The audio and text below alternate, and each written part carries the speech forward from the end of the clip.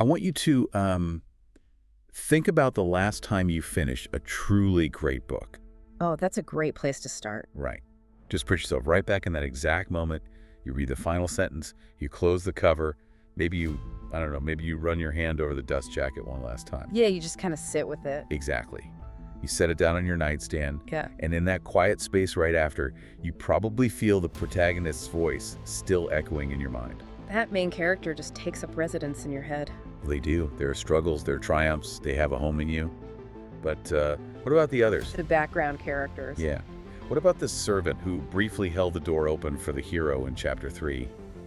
What about the woman who died in the road, just to give the main character a reason to seek revenge? Or the native guide who vanished into the jungle the second the treasure was found. Right. Where do they go when the book closes? That is the profound, honestly, almost haunting question at the heart of our deep dive today. We are exploring what is genuinely a breathtaking piece of work. It really is. It's an entirely unprecedented novel by Robert Walker titled The Trial of the Margin. And I don't use the word unprecedented lightly here like some marketing buzzword. I genuinely don't think there's anything like it at all in modern publishing. You are absolutely right that this is uncharted territory. It is. Walker is not just writing a novel, he is inventing a completely new literary form, something he actually terms testimonial recovery. Testimonial recovery. Right. He is staging this massive metaphysical, philosophical trial that literally holds the entire Western literary canon to account for the lives it has ignored. The premise is one of those ideas that makes you instantly reevaluate every story you've ever consumed. Oh, completely changes your perspective. The book posits that the white space between the paragraphs in your favorite classic novels isn't actually empty. Walker brings together 18 marginalized, minor, or completely silenced characters spanning 3 centuries of literature. And they step out of those margins. Out of the literal white space on the page. And they convene in this metaphysical realm called the margin to testify about their erasure. The book opens with 2 epigraphs that, they serve as a warning label for the philosophical heavy lifting you're about to do. Yeah, they hit hard. The first one reads, "She was not a person to him, she was a paragraph." Wow. And the second one is, "The white space between paragraphs is not empty. Press your ear to it, you will hear breathing." Which is such a striking image. And for you listening, the reason we chose to do a deep dive on this specific text is because it is going to completely change the architecture of how you engage with media. It really forces you to look at what the book calls load-bearing silences. Load-bearing silences. Every movie you watch, every book you read, every show you stream, it relies on invisible people to prop up the main characters. But before we look at the characters themselves, we have to understand the mechanics of how they actually arrive in this space. Part 1 of the book outlines the convening of these 18 witnesses. They don't just teleport into a courtroom, do they? No.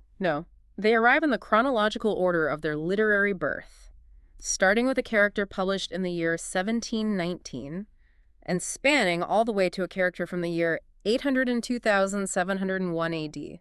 Which is wild. It is, but getting into this margin is an agonizing physical struggle. Walker describes it like they're fighting a gravitational pull, which I found fascinating because they aren't fighting a traditional villain. Right. They aren't fighting a monster. They are fighting the physics of narrative efficiency. Think about the weight of a beautifully crafted paragraph. Authors spend their entire lives learning how to compress human experience into a few punchy sentences. Yeah. These characters are fighting against the literal weight of that compression. The narrative was designed to keep them small, to keep them in the background. So stepping into the foreground requires them to break the physical laws of the universe they were born in. Let's ground this with the very first arrival, because it really sets the tone for the entire trial. The one who has been waiting the longest. Exactly. Since 1719, he walks in. He has the measured, exhausted stride of a navigator. And as he walks, there is this echoing sound following him, almost like a taunt. Friday. Friday. Friday. Most people listening will recognize that name immediately. This is the character from Daniel Defoe's Robinson Crusoe. Right. And for context, Robinson Crusoe is often considered one of the first English novels. Crusoe is shipwrecked on an island, and eventually he rescues a native man from cannibals.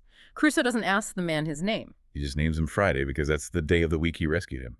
But the character who steps into the margin refuses to answer to that name. He stands in this metaphysical courtroom waiting for anyone to ask for his real name, the name spoken into being on his fourth morning of life in the Caribbean, long before a shipwrecked European decided to relabel him. His name is Tuenka. Tuenka. Walker is establishing the stakes of the entire trial right here. Tuenka tells the court that being renamed by the protagonist wasn't just a matter of convenience or erasure, it was a burial. A burial. The name Friday sits on top of his actual identity like a tombstone, and he is followed immediately by a group of witnesses from 1842.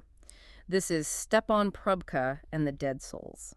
For those who might not have read it, Dead Souls is a famous Russian satirical novel by Nikolai Gogol.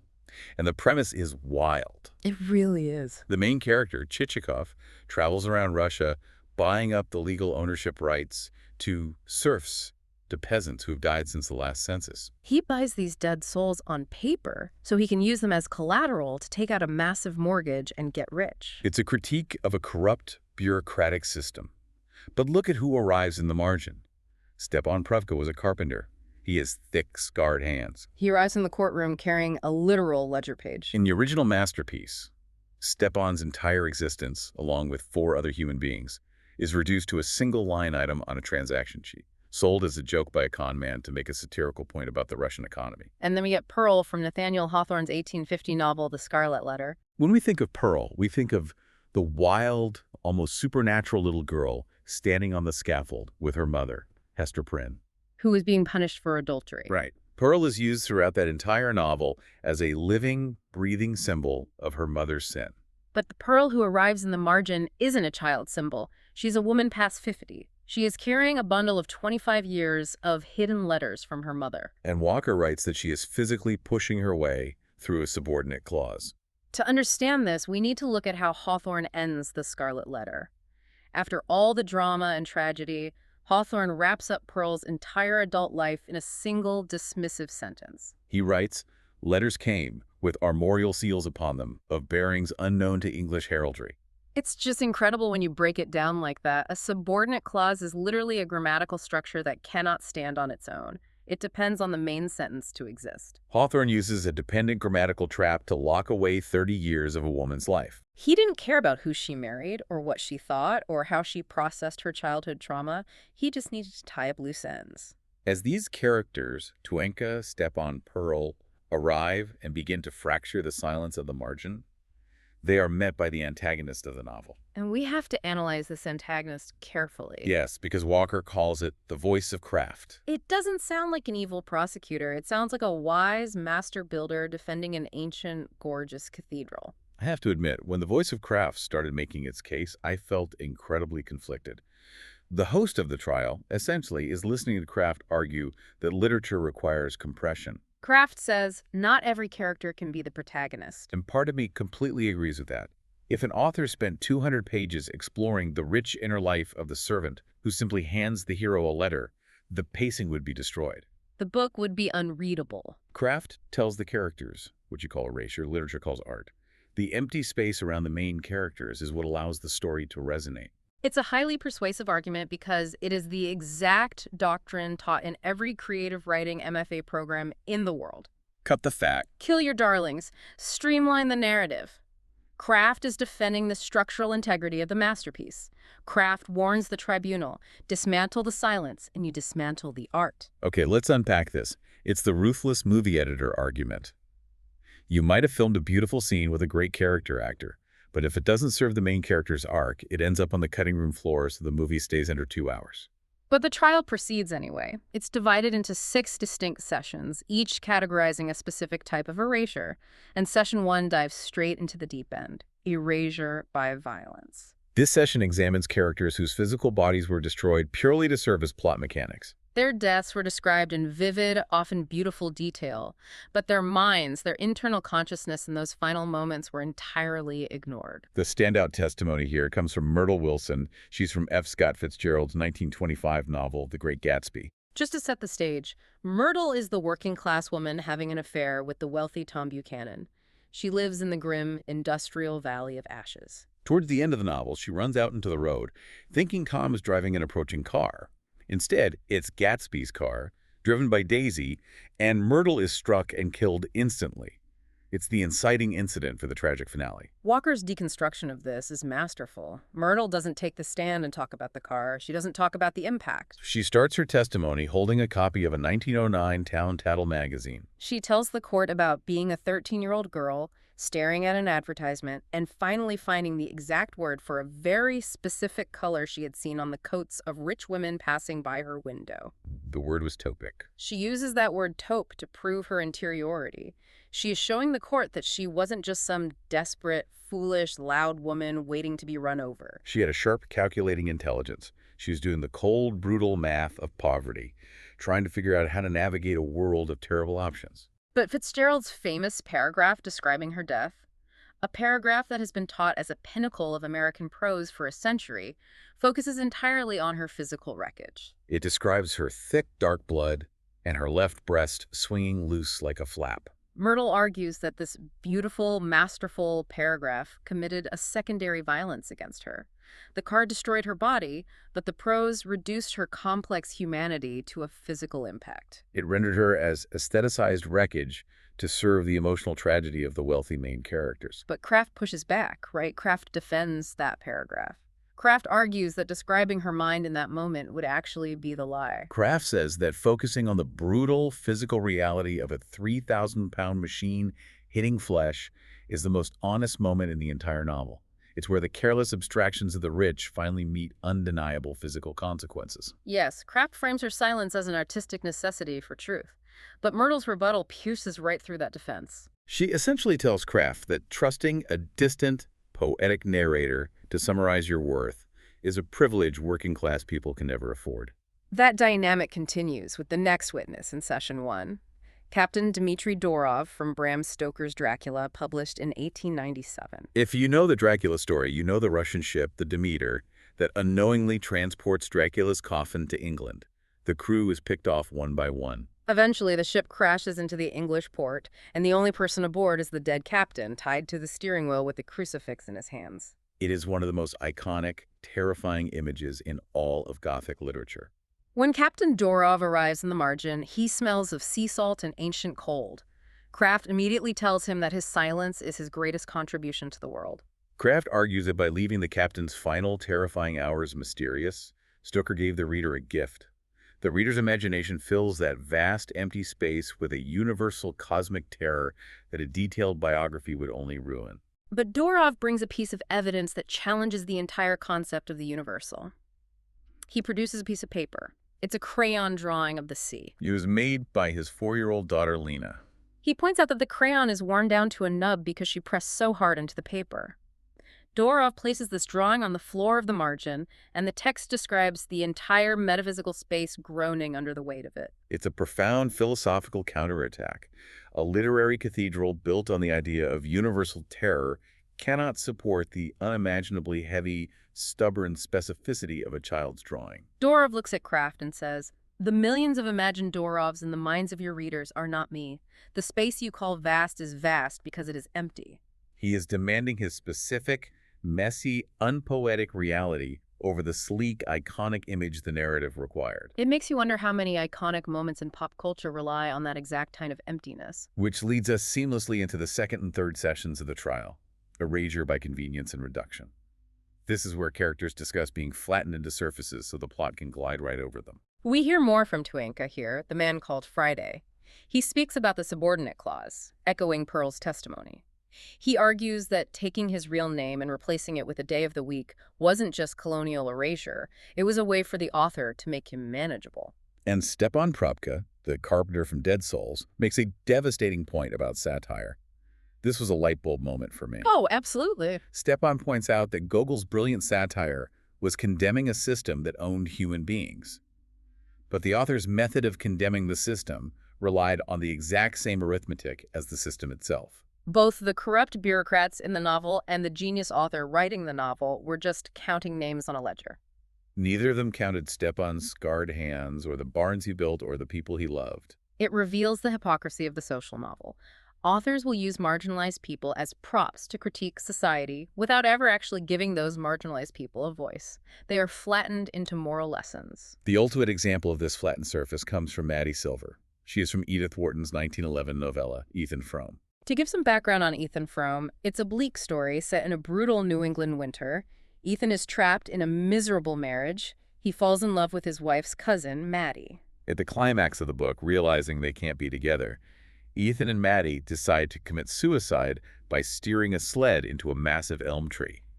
But they survive. The novel flashes forward 24 years, and the narrator, a visiting engineer, sees Maddie trapped in a chair, paralyzed, bitter, and completely ruined by the accident. Wharton uses Maddie's broken body to deliver the ultimate tragic irony of the story. When Maddie arrives in the margin, she's still sitting in that chair. She has been summarized by the visiting engineer's quick, pitying glance through a doorway. The reader is supposed to look at her, feel a shudder of existential dread, and close the book. But Maddie reveals to the court what was actually going on behind that paralyzed surface. She tells them that for 24 years, her mind never stopped working. She mapped every single microscopic crack in the ceiling above her chair. She composed thousands of unsent letters in her head. She argues that her stillness was not passivity. It was a daily, grueling conquest. She survived inside that immobility. She demands that the court ask her about her actual life, her internal resilience, rather than just using her as a mirror to teach the reader a lesson about the cruel irony of fate. It perfectly demonstrates that the descriptions in these canonical texts satisfy the reader's eye, but they leave the interior invisible. Because the interior mind leaves no silhouette when it is removed, the reader doesn't even realize it's missing. We accept the surface as the entirety of the character. And Walker makes this physical with Emling. Emling is a character from H.G. Wells's 1896 sci-fi horror novel, The Island of Dr. Moreau. The premise there is that a mad scientist is vivisecting animals, surgically altering them to walk and talk like humans. Emling is a complex mix of bear, dog, and ox. The narrator of the novel, an Englishman named Prendick, looks at Memling and feels only deep instinctual disgust. He sees a monster. During his testimony, Emling physically peels back his bear fur right there in the courtroom. It's a visceral, shocking moment in the text. Beneath the surgically altered, unnatural surface that the narrator described, there is a bloody manuscript page. But beneath that, Memling reveals depth. He testifies about remembering the warmth of the mother smell and the safety of the den from his life before the island. He had this rich, deep, emotional interiority that the narrator completely ignored because it was much more convenient for the pacing of a horror novel to just see him as a modified, dangerous beast. Acknowledging Memling's trauma would have slowed the adventure down. Which transitions us into the fourth session. This is arguably the most structurally revealing part of the entire trial. It deals with erasure by contempt. What happens when a character's interior life isn't just inconvenient, but actively threatens the mood the author is trying to maintain? This session really unpacks the writer's toolkit. We hear from Reverend Nathaniel Thorne. He is the curate from another H.G. Wells novel, The War of the Worlds, from 1898. If you're familiar with the story of the Martian invasion, you know that the pragmatic narrator gets trapped in a ruined house with his curate. And the narrator portrays the curate as a hysterical, useless, cowardly man who completely breaks down, weeping and praying loudly while the Martians are right outside. The narrator ultimately has to knock him unconscious to keep him quiet. The author trains the reader to view Thorne with utter contempt. We want him to shut up so the narrator can survive. But Thorne takes the stand and synthesizes an incredible counter-argument. He explains that his breakdown wasn't a moral weakness. It wasn't a failure of a small faith. Right, Thorne explains the context we never get to see. He watched his entire congregation burn to death inside a church he had spent 3 years rebuilding with his own hands. His breakdown wasn't cowardice. It was an act of theological witness. He was standing before an impossible, cosmic, horror alien beings for whom human theology and suffering were completely irrelevant, and he refused to be silent. His weeping, his loud praying, his noise was the only honest response to a universe that suddenly didn't care about humanity. And this is where Walker drops a massive philosophical twist. Up until this point, the voice of craft has been defending literature politely, talking about art and resonance. But here, Craft drops the polite defense and admits exactly why Thorne was written with such contempt. Craft calls Thorne a narrative virus. A narrative virus. Because his genuine, messy, human grief was dragging down the pacing of a sci-fi survival story. Craft says straight up, the contempt is the immune system of a masterpiece. If an author wants to get rid of a character who is slowing down the plot, the author infects the reader with contempt for that character. We cheer when the annoying guy gets knocked out. Let's pause and look at the implications of that. The entire architecture of the margin shifts in this moment. Kraft is admitting that the hierarchy of the novel placed the adrenaline of the survival narrative above the reality of human grief. Walker is showing us that the cathedral of literature isn't a wholly neutral space of objective art. It is a courtroom. The load-bearing walls are made of contempt. The sentences are literal verdicts handed down against the marginalized to protect the forward momentum of the plot. It's chilling when you apply that to how we consume media today. How often do we roll our eyes at a character's emotional reaction because we just want to get to the next action set piece? They're complicit in that contempt. That complicity is exactly what Session 5 addresses, but from the angle of genre mechanics. Session 5 is erasure by dangerous knowledge. This session focuses on characters who were erased, not because they were unimportant or annoying, but because what they knew threatened the boundaries of the genre itself. The concept of narrative quarantine is central here. Take Maple White from Arthur Conan Doyle's The Lost World. The whole plot of that book is an expedition to find a plateau where dinosaurs still exist. Maple White is the guy who actually went there first, found a pterodactyl, and drew it in his sketchbook before dying. But Kraft argues that Maple White had to die. If he lives and comes back to London with scientific proof, the book is no longer an adventure novel. It becomes a scientific textbook. So the novel harvests his bones and his sketch for mystery, but quarantines his actual life. The same goes for Castan Laurent, the fictional author of the play and Robert W. Chambers' The King in Yellow. The play drives anyone who reads it insane. Laurent is reduced to an anonymous curse. If the author gave Laurent a face, a family, and a biography, it would humanize the horror. The genre demands that he remain a faceless mechanism of madness. But the absolute standout of this session, and the most visually striking moment in the entire deep dive, belongs to a character named Aileen. She is from an 1884 satirical novella called Flatland by Edwin A. Abbott. I need to explain Flatland briefly because it is wild. It's a world that is literally two-dimensional. The inhabitants are geometric shapes. The more sides you have, the higher your social class. A circle is the highest creased. A triangle is a working-class man. But women are just straight lines. They have no sides. They are considered so simple and dangerous that the law requires them to constantly emit a warning hum so men don't accidentally bump into them and get pierced. Abbott wrote Flatland to satirize the rigid, oppressive Victorian class structures and their treatment of women. But when Aileen takes the stand, she points out a glaring flaw. The satire uses her silence and her oppression as material for a clever joke, but it still leaves her completely voiceless. Abbott critiques misogyny by writing a thoroughly misogynistic world and leaving the women trapped in it. But Walker gives Aileen agency. She enters the margin emitting that exact warning frequency, that hum that the men in Flatland dismissed as mindless noise. And she reveals that generations of Flatland women had actually hidden their suppressed, dangerous knowledge of the third dimension inside that frequency. The men thought it was just a warning siren, but it was an encrypted oral history. Walker then uses a brilliant scientific concept to manifest this. Aileen uses cymatics. If you've ever seen those science demonstration videos where someone puts sand on a metal plate and plays a sound frequency, and the sand magically forms these complex, beautiful geometric patterns, that's cymatics. It is the science of sound organizing physical matter. And Aileen's frequency starts terraforming the courtroom. The metaphysical dust on the floor of the margin begins to vibrate. It rises up and organizes into three-dimensional geometric structures. This room, which was built for two-dimensional flat arguments, is suddenly flooded with a third dimension. It's an overwhelming metaphor. Walker is showing us that marginalized people often build the very architecture that holds up a story or a society using frequencies, languages, and invisible labor that the main characters flat out refuse to hear or acknowledge. The truth was literally hidden in the noise. Which brings us to the final and definitely the quietest session of the trial, erasure by time. This section pivots away from malice or convenience and asks what remains when trauma or deep time strips away language itself. We hear from Pip, the young cabin boy from Herman Melville's 1851 epic Moby Dick.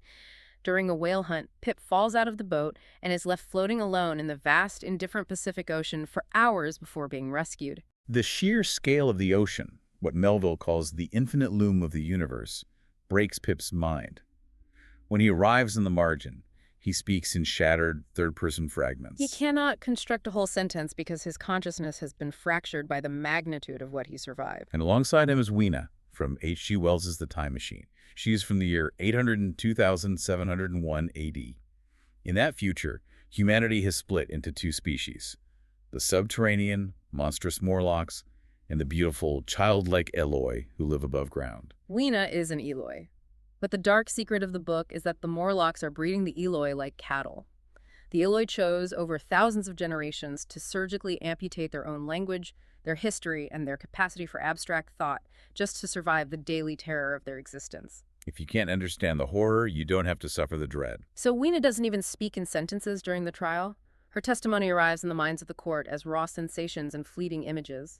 And this is where the voice of Kraft makes its truest, most undeniable argument. Kraft steps forward and says, look, this silence wasn't born of narrative malice. An author didn't erase them out of convenience. Time and extreme trauma caused this. Kraft argues that Melville and Wells were telling the devastating, honest truth about what happens when the human mind breaks, or when an entire species erodes under evolutionary pressure. Kraft says that giving Pip or Weena clear, lucid, eloquent language in the margin would actually be a lie. It would be falsifying their trauma to make the court feel better. It's a moment where you, as the reader and the host of the trial, have to concede that Kraft is right. Sometimes silence is the only accurate representation of destruction. But Walker doesn't end the session in defeat. He handles the climax of this argument beautifully, without using a single word of dialogue. Weena doesn't argue with Kraft's logic. She simply walks across the circle of the courtroom and hands Pip a bouquet of wilted flowers. These are the exact same exotic flowers she originally gave the time traveler in the novel. By handing them to a boy from an 1851 whaling ship, she completely collapses time and space. It's the ultimate proof of residual humanity.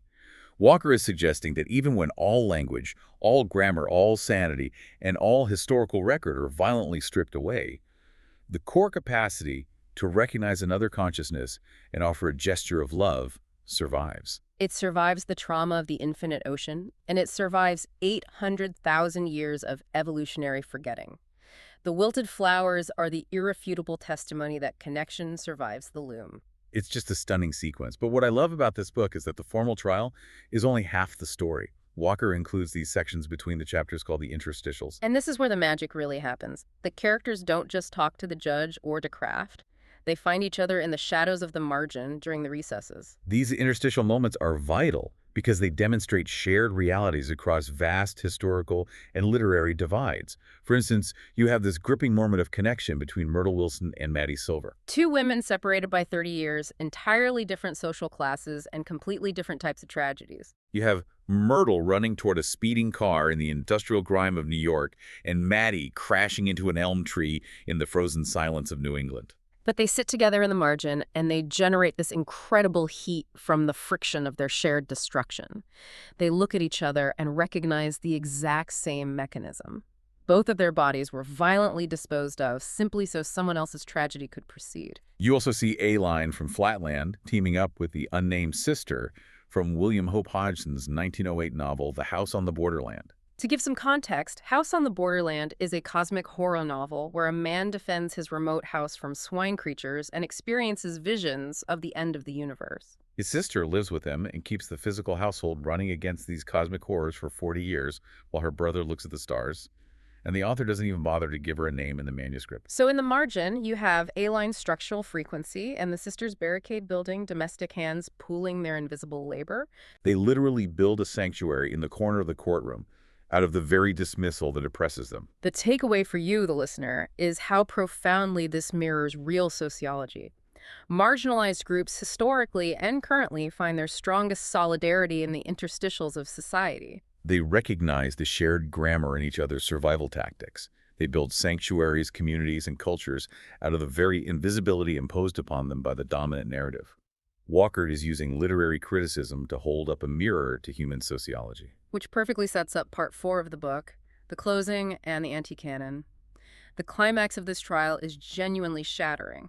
The sheer accumulated weight of the truth, the realization that every single literary selection is an act of silence, and that every silence represents a real, conscious person who is discarded.